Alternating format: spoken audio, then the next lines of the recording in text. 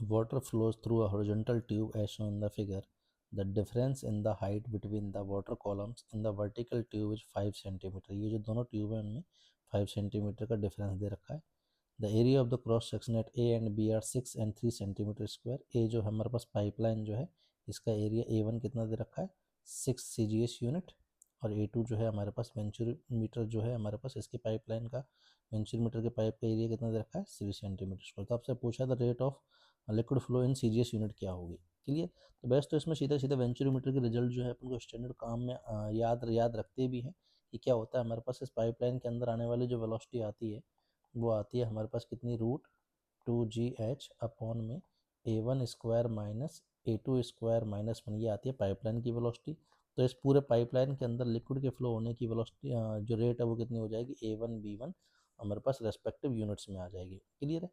Best तो इसी फार्मूले को काम में लेकर अपन इसी सवाल को सॉल्व कर सकते हैं। यदि इसका ये आया कैसे, इसका भी डेरिवेशन में भी जस्ट बता देता हूँ। पहले इसको आंसर न्यूमेरिकल वैल्यू सॉल्व कर लेते हैं जरा। तो A1 तो कितना है हमारे पास, A1 तो दे रखा है हमको 6 सेंटीमीटर स्क्वायर। क्लियर। तो यहाँ से V1 कितना आएगा √2GH की जो वैल्यू दोनों लेवल में डिफरेंस जो है वो है हमारे पास 0.05 मीटर। ठीक है। अपॉन में A1 जो है A1 और A2 का रेशियो कितना आ जाएगा हमारे पास A1 रेशियो A2 आ जाएगा हमारे पास 2।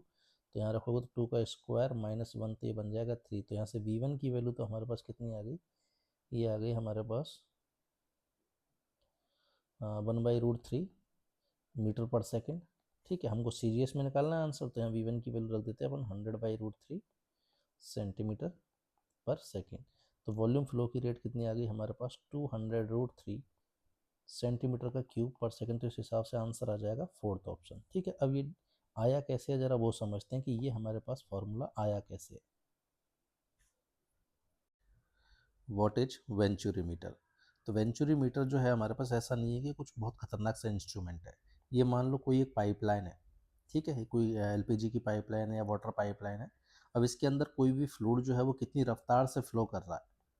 क्लियर। उस रफ्तार को मेजर करने के लिए अपन क्या करते हैं, उस पाइपलाइन में यहाँ पर एक काफ़ी नैरो क्रॉस सेक्शन एरिया का एक फर्दर पाइप सेक्शन लगा देते हैं।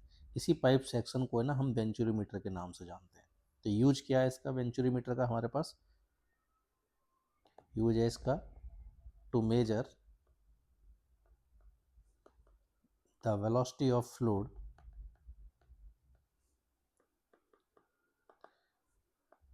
इन अ पाइपलाइन।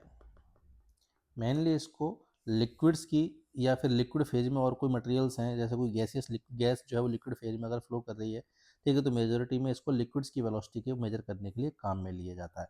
क्लियर। अब प्रैक्टिकली इसे कैसे मेजर करते हैं ज़रा ये समझना। जैसे यहाँ पे आप ये जो डायग्राम देख रहे हो ये एक वेंचुरीमीटर का डायग्राम है। ठीक है। तो इसमें हमारे पास ये जो लार्ज ये जो पाइप है, पाइप का एरिया मान लो जो है हमारे पास पाइप का क्रॉस सेक्शन एरिया मान लो A1, और ये जो नैरो हमारे पास वेंचुरी मीटर जो है इसका एरिया है मान लो A2। क्लियर। अब पाइपलाइन में जो फ्लूइड आ रहा है वो आ रहा है हमारे पास V1 वेलोसिटी से, लेकिन पाइपलाइन के अंदर जो वेंचुरी मीटर लगा है इसका एरिया काफ़ी कम है, तो ऐसे में इसकी वेलोसिटी यहाँ पे काफ़ी ज़्यादा हो जाएगी इक्वेशन ऑफ कंटिन्यूटी के हिसाब से। क्लियर। तो अगर मैं .1 और .2, ठीक है, ये दोनों पॉइंट जो है यहाँ पर डायग्राम में भी यहाँ भी दिखा रखे हैं। क्लियर। तो .1 और .2 जो कि सेम हॉरिजॉन्टल लेवल पे लिए हुए हैं, इनमें अगर मैं इक्वेशन ऑफ कंटिन्यूटी लगाऊं तो क्या लिखूंगा A1 V1 equal to A2 V2। अब मेरे को इसमें से टारगेट क्या है, मेरा पर्पज है इसमें V1 मेजर करना। अब V1 मेजर करने के लिए A1 A2 तो चलो अपन स्केल्स की हेल्प से डायमीटर जो है इनकी मेजर करके A1 A2 निकाल लेंगे, लेकिन V2 भी तो हमको नहीं पता है, तो हमको फर्दर इक्वेशन चाहिए। तो उसके लिए अपन क्या करते हैं, इस .1 और इस .2 में हम लगा देते हैं क्या, बर्नौली इक्वेशन। ठीक है। तो 1.1 और .2 पे अगर मैं बर्नौली इक्वेशन लगाऊं तो क्या लिखूंगा, 1 का प्रेशर है P1 उस जगह पे, ठीक है, इस जगह की सेम हॉरिजॉन्टल लेवल पे है तो मैं इसी जगह ग्रेविटी की पोटेंशियल एनर्जी को 0 मान लेता हूँ। तो 0 प्लस काइनेटिक एनर्जी डेंसिटी क्या हो जाएगी, half ρ1 V1 square. Similarly P2 के लिए हो जाएगा pressure P2, potential energy 0 assume की सेम लेवल पे, हाफ रो V2 स्क्वायर। तो यहाँ से इक्वेशन क्या आ गई हमारे पास, ठीक है, V1 V2 में कौन ज़्यादा है हमारे पास, V2 ज़्यादा है। तो यहाँ से ये आ गया P1 minus P2 equal to half rho V2 square minus V1 square. Clear. अब फर्दर इस इक्वेशन में भी अगर मैं देखूँ तो एक इक्वेशन 1 है, इसमें V2 नहीं पता था हमारे पास, इक्वेशन 2 जो है हमारे पास V2 में तो आ गया, लेकिन P1 और P2 फर्दर हमारे पास वेरिएबल आ गए। क्लियर? तो इस P1 और P2 को मेजर करने के लिए अपन क्या करते हैं, सेम इसी लेवल से, ठीक है, P1 और P2 सेम लेवल पे रखे जाते हैं। रियलिटी में अगर मैं इसका इधर वाला व्यू बनाऊंगा, साइड व्यू बनाऊँ, तो ऐसा होगा कि ये पाइप है और सेम लेवल पे हमारे पास ए और बी पॉइंट, और यहाँ से यूँ ये पाइपलाइन जो है हमारे पास ऊपर की तरफ निकाली हुई है, ये वाली पाइपलाइन। डायग्राम में देखने में ऐसा लग रहा होगा तुम्हें कि ये वाली जो पाइपलाइन है इसकी स्टार्टिंग दूसरी वाली पाइपलाइन से जो है हमारे उसके रेस्पेक्ट में ऊपर से स्टार्ट हो रही है, ऐसा नहीं है। रियलिटी में दोनों सेम हॉरिजॉन्टल लेवल से स्टार्ट किए हुए होते हैं। क्लियर?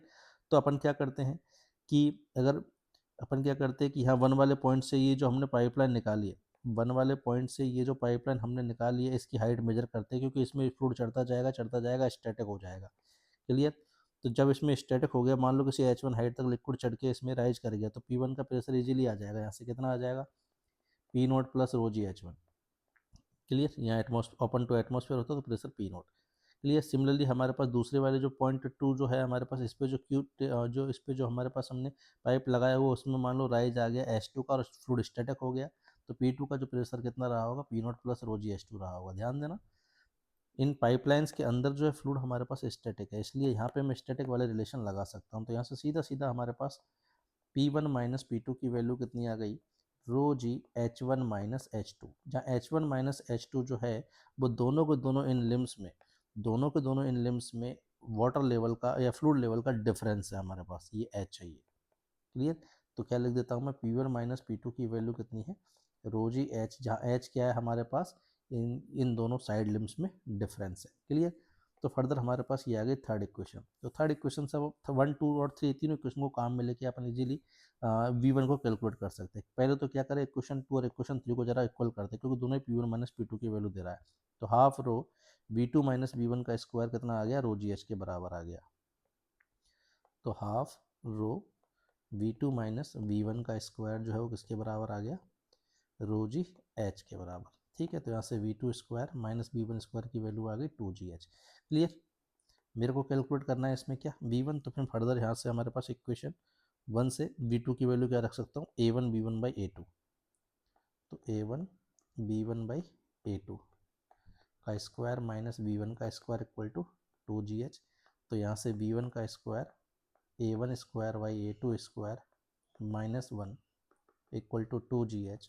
तो यहाँ से V1 की वैल्यू आ गई हमारे पास 2GH अपॉन में A1 square minus A2 square minus 1 का होल रूट। तो इतनी जो वेलोसिटी है हमारे पास क्या रही होगी, इस पाइपलाइन के अंदर रही होगी। यहीं पे अगर आपसे बोल दिया जाए कि बताइए इस पाइपलाइन के अंदर जो है हमारे पास कितनी रेट से फ्लूइड फ्लो कर रहा है, तो फ्लूइड के फ्लो होने की रेट, या बोल दो वॉल्यूमेट्रिक रेट जो है हमारे पास वो कितनी होती है, एरिया इंटू स्पीड। तो हमारे पास इस लार्ज पाइप में ये जो पाइपलाइन थी इसके अंदर जो फ्लूइड है वो कितनी स्पीड से, कितनी रेट से फ्लो कर रहा होगा, तो इसका एरिया तो है A1 और इसकी वेलोसिटी कितनी है B1। आप चाहो तो A2 B2 भी कर सकते हैं, क्योंकि वो भी इसी के बराबर होगा। क्लियर? तो पाइपलाइन जो है हमारे पास इसके अंदर फ्लो होने वाले फ्लूइड की रेट जो होगी हमारे पास इतने मीटर क्यूब पर सेकंड में आ जाएगी हमारे पास।